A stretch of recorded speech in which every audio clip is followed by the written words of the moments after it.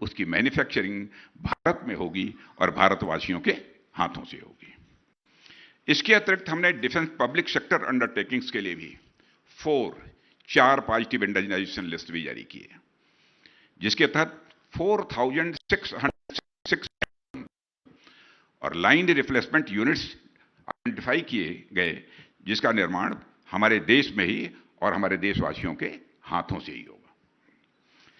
साथियों, हमारी गवर्नमेंट का यह मानना है कि कोई भी सेना सिर्फ दूसरे देशों के रिसोर्सेज पर अपने राष्ट्र की सुरक्षा पूरी तरह से नहीं कर सकती है।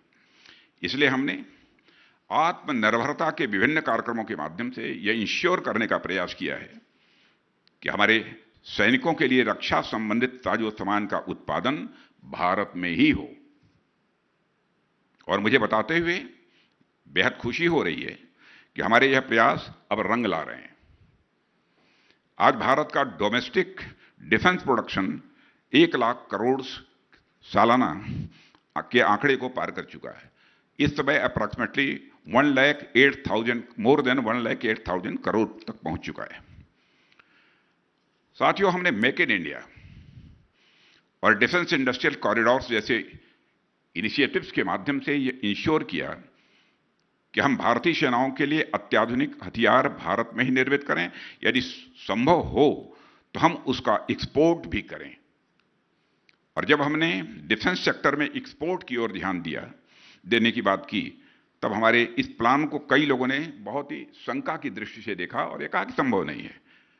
और इसलिए कहा क्योंकि भारत का रक्षा औद्योगिक क्षेत्र कभी भी एक्सपोर्ट के लिए कभी नहीं जाना जाता था। इंपोर्ट के लिए तो जाना जाता था, लेकिन एक्सपोर्ट के लिए कभी नहीं जाना जाता था। हम तो हमेशा आर्म्स एंड इक्विपमेंट इंपोर्ट करने के लिए जाने जाते थे, एक्सपोर्ट करने के लिए नहीं।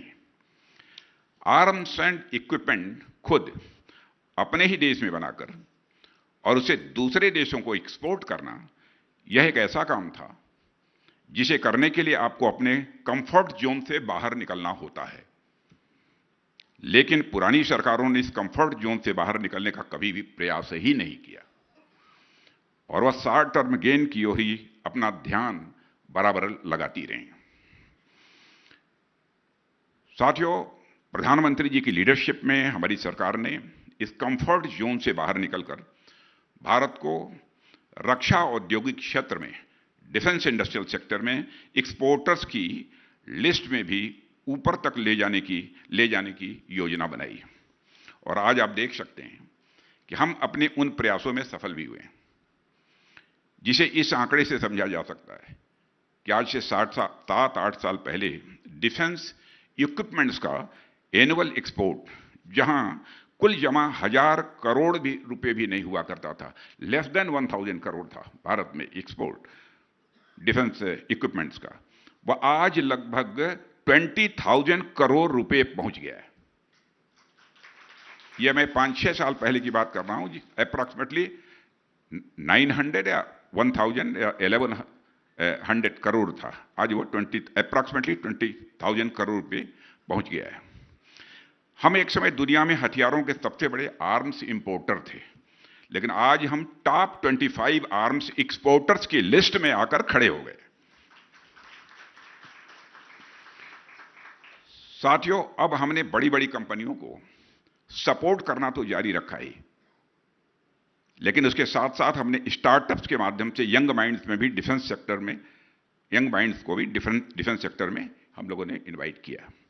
स्वाभाविक सी बात है कि जब कोई सरकार स्टार्टअप्स में इन्वेस्ट करने की सोचती है तो वह लॉन्ग टर्म गेन के बारे में सोचती है, क्योंकि यही कंपनीज आने वाले 20-25 सालों में अपनी इनोवेशन के दम पर हो सकता है कोई ऐसा काम कर दें जो वैश्विक पटल पर देश की एक पहचान ही बदल दे।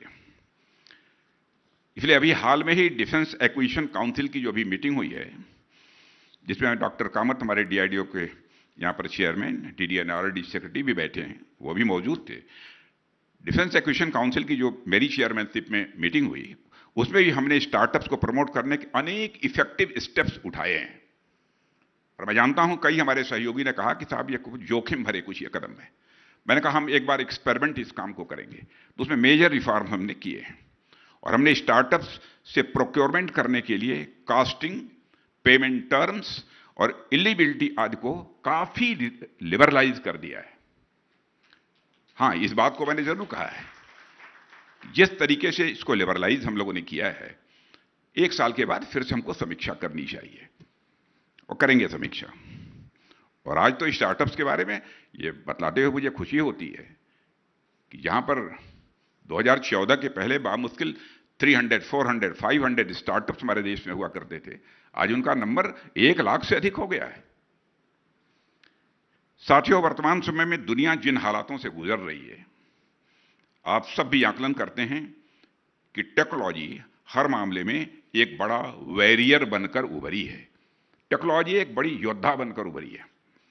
Artificial intelligence, quantum computing, smart weapons, cyber warfare, space warfare जैसी भविष्य की चीजों में वही देश आगे बढ़ सकते हैं जो अपने यहां टेक्नोलॉजी में मैक्सिमम इन्वेस्ट करेंगे।